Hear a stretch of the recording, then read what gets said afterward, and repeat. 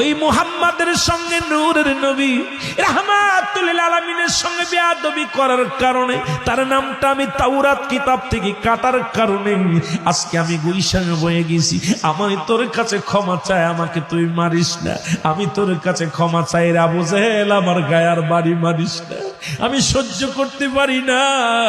মারবি, আমার নবীর কাছে ক্ষমা চাওয়ার পরে আমার নবী যদি ক্ষমা করে দেয় এরপরে আমাকে দুনিয়া থেকে বিদায় কর। একটা সুযোগ দে রাসূলের রওজা, রাসূলের কাছে যাওয়ার একটা সুযোগ করে দে। আবু জেহেল ডাক দিয়ে লোকজনের বলে, তোমরা কে কোথায় আছো, লাঠি নিয়ে আসো। আরে মুহাম্মদ সাপ পাঠাইছে আমারে মারার জন্য, আর সাপ বলে ওরে মারতে বারণ করে, একে তো সারা যাবে না, জলদি আয়, লাঠি নিয়ে আয়। লাঠি দিয়া পিটাইয়া আবু বাদানরে কি করলেন, হারেসকে পিটাইয়া হাড্ডি গুড্ডি ভেঙে দিলেন। হারেস চোখের পানি ছেড়ে কান্দার বলে, হারেস ডাকতে বলে, আবু জেহেল রে, আর আমি সইতে পারি না, আমি অভিশপ্ত হইয়া মারা যদি যাই রে, আল্লাহর আদালতে আমি কি জবাব দিব। আবু জেহেল রে, তোরে অনুনয় বিনয় করি আমারে মারিস না, আর পারছি না, আর সহ্য করতে পারছি না, আমাকে মারিস না, একটা বার সুযোগ দে, রহমতের নবীর কাছে ক্ষমা চার একটা সুযোগ আমারে করে দে।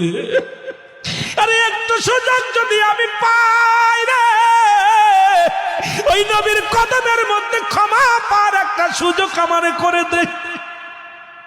আবু জেহেল পিটাইয়া মারি ফেললেন, সাপটাকে মারলেন।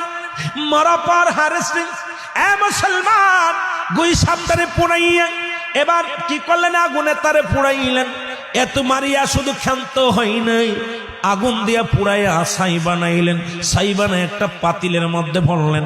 পাতিলের মধ্যে ভরিয়া কয়, মুহাম্মাদের জাদুগিরি আজকে শেষ, এবার দেখবো কেমন জাদুকার মুহাম্মদ, আজকে পরীক্ষা শুরু হয়ে যাবে।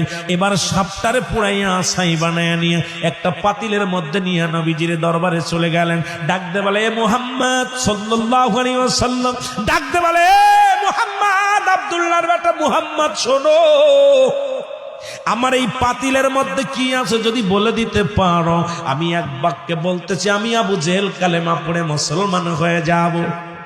এক বাক্যে বলতেছি, আমি একটা সেকেন্ড দেরি করব না, কালেমা পড়ে মুসলমান হয়ে যাব। এবার বাজান রে, আমার নবী ডাক দেখায়, চাচা আবু জাহেল শোনো,